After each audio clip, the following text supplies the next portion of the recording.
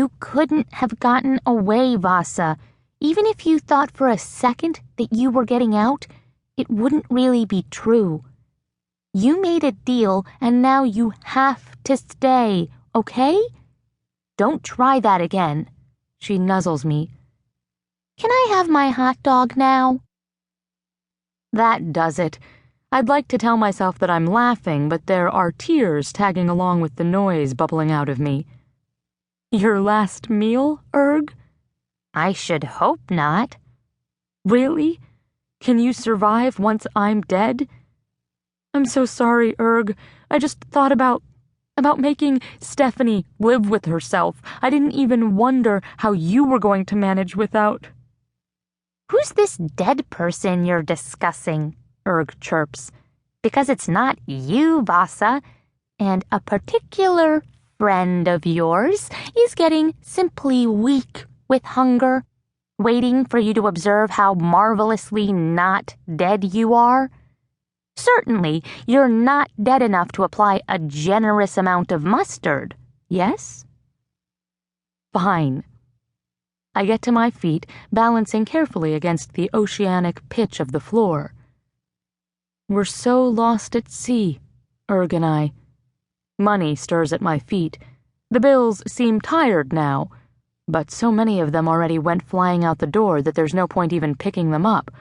The register's disemboweled no matter what I do. Soon, my severed head will be up on a pole, and I'll catch airborne dollars like snowflakes on my moldering tongue. Once I get Erg's food, I set it on the counter and curl back into my ratty chair. She straddles the hot dog as if it was a horse, her tiny feet stuck in the bun. Her feet buried in the slop of mustard and relish, mauling away without a care. I guess I should be hungry by now, but I can't imagine eating anything. I let my head fall down on my crossed arms, just the way Babs was when I came in, and listened to Erg chewing. Erg? She doesn't look up. The hot dog is starting to look like something pocked by a meteor shower. Did you see what happened with that motorcycle just now? It looked so crazy. I couldn't really tell what was going on. Erg twitches her face up, relish drooling over the top of her head. What motorcycle? You know, I say, surprised. The one out in the parking lot? That keeps circling around and around, with the guy in the huge black helmet riding it. He almost flattened me. You didn't see that? Oh, Erg nods. Sure, I was watching you. That's not really a motorcycle. She dives back into her food. What are you talking about? I demand. It was buzzing around the place when we got here. Of course it's a motorcycle. You saw it.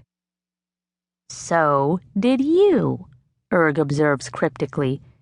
Geez, Vassa, has working at a cash register flipped your wits completely upside down? About that. The register? You know when Babs sees what happened, we're toast, right? She's gone back to burrowing. Her upper torso vanished into a hole in the bun, but she pops back out to stare at me. The bread's done a pretty good job of swabbing the relish off her hair anyway. Are you positive we can't run away, Erg? She looks at me like she just can't believe how slow I'm being. It's becoming quite clear that you need some sleep, Vassa. Quite clear indeed. Your thought processes are not functioning up to a reasonable standard at the present time. Really, you've gone all gurgle-brained. I am exhausted, so much so that my head feels like it's still falling. Through my arms, through the counter and the floor, then through dreamed strata where Chelsea is crying and strangers are climbing extremely tall ladders and acrobats are dropping from the clouds on strands of rain as tensile as spider silk. These are probably the last few hours of my life, I murmur. It seems like such a waste to blow them on sleep.